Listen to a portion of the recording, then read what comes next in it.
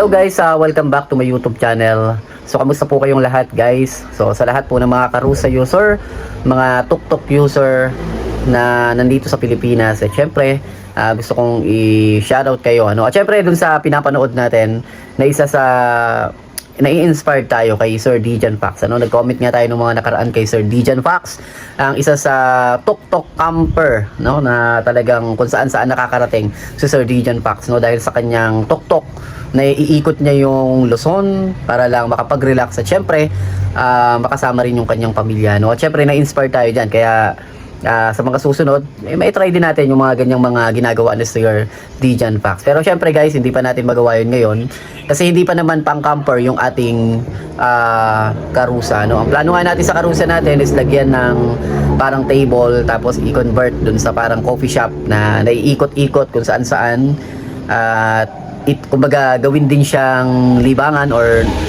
mini business, yung maliit na negosyo lang, kumbaga coffee shop, mga pagkain, mga pwedeng itinda sa mga kalye. So gusto natin yung ganung conversion ng ating Karusa, at pag-iipunan pa natin yan guys kapag nagkaroon tayo ng budget.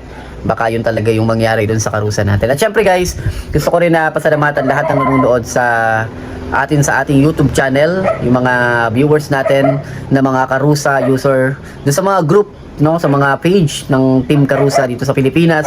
Shoutout po sa inyo. At may mga nagko-comment nga sa atin na ang Karusa daw ay isang parusa, sabi ng mga nagko-comment.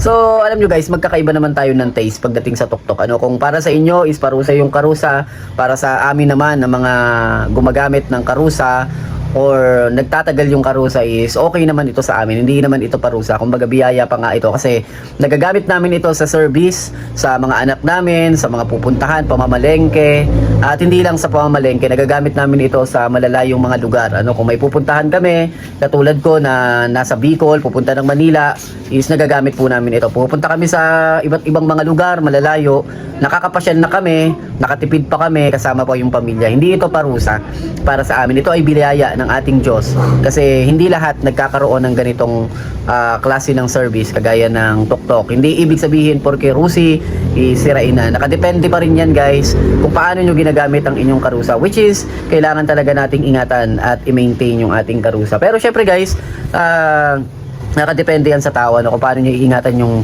kanyang Karusa, at wag nating sisihin yung brand, ano man yung brand, respeto natin yan, either anong klaseng tuk-tuk yung ginagamit mo.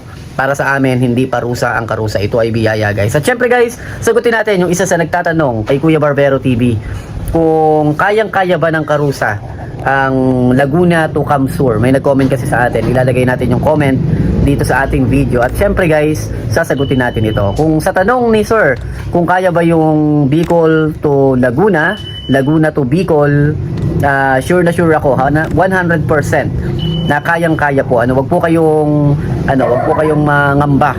Wag kayong matakot na ibiyahe ang inyong Karusa. Masubok ang makina ng Karusa kapag malayuan. Mas hindi ako natatakot na ibiyahe ang Karusa kapag malayuan, kasi alam ko na ang makina ng Karusa ay talagang dinesign para sa mga malalayuan na mga biyahe. At na-experience ko na po ito, kasi galing kami ng Bicol, pumunta kami ng Manila, and then hindi lang sa Manila kami nakaikot.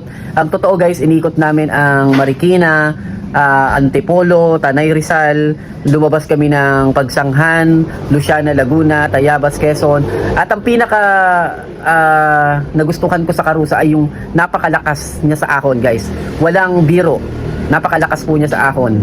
Maniwala kayo sa akin sa hindi, inakyat ko po ang aking Karusa ng bitukang manok. At hindi lang yun guys, kung kayo ay nakakadaan ng Gumaka, idinaan po namin ang aming Karusa sa Gumaka Bypass Road na napakataas at napakahabang bypass na puro pataas, na halos kinakatakutan nga ng mga biyahero pag pupunta ng Quezon, pupunta ng Manila. Yung iba ayaw dumaan sa Gumaka Bypass Road kasi nga maraming tumitirik ng mga bus, mga truck, mga naaaksidente.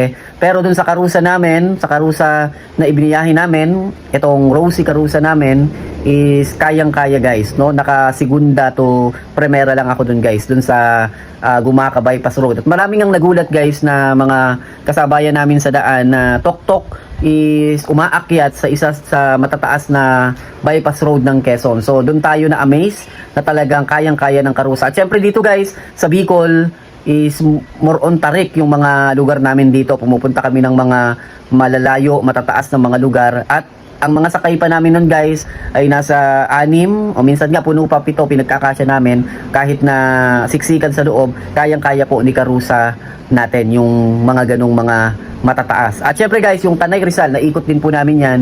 Yung mga windmill na akyatan po namin yan, napakatarik po nun, alam nyo naman yun, na yun po ay backdoor ng Antipolo. Alam nyo rin na yun ay mga mountain. So binasic lang po yan ni Karusa natin. At syempre guys, yung nagtatanong sa atin kung kayang-kaya ba ni Karusa yung Laguna to Bicol, ngayon guys, kayo lang po ang tatanungin ko, kaya nyo po ba yung biyahe nun? Hindi si Karusa ang ang poproblemahin nyo, kundi yung puwet nyo guys. Iinit yung puwet nyo sa layo ng biyahe. Pero si Karusa hindi siya susuko.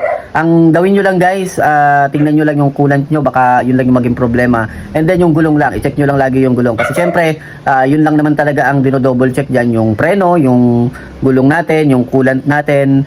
Syempre guys, kung gusto nyo ibiyahe ng Laguna to Bicol, is kahit pa paano magpahinga lang kayo kahit mga 10 minutes o 5 minutes. Yun lang naman guys. Pero pagdating sa kayang-kaya ba? 100% kayang-kaya po yan ni Karusa. Wag po kayong mangamba. Kayo po ang susuko sa Karusa, hindi po si Karusa. No? So this is Kuya Barbero TV guys. Sana nasagot ko yung tanong mo na kung pwede ba o kung kaya ba yung Karusa na ibiyahe from Laguna to Bicol. Nasagot na po yung tanong nyo guys, no? At syempre guys, gusto kong pasalamatan kayo at yung mga Karusa user natin dito. Kung hindi pa po kayo naka-like and share sa ating YouTube channel, pakisuyo naman po guys. Mag-upload pa rin po tayo sa mga susunod na mga biyahe rin natin, kagaya ni Sir Dijan Fox. At syempre, shoutout natin Sir Dijan Fox. Maraming salamat po sa lahat sa mga nanonood sa atin, and bye-bye.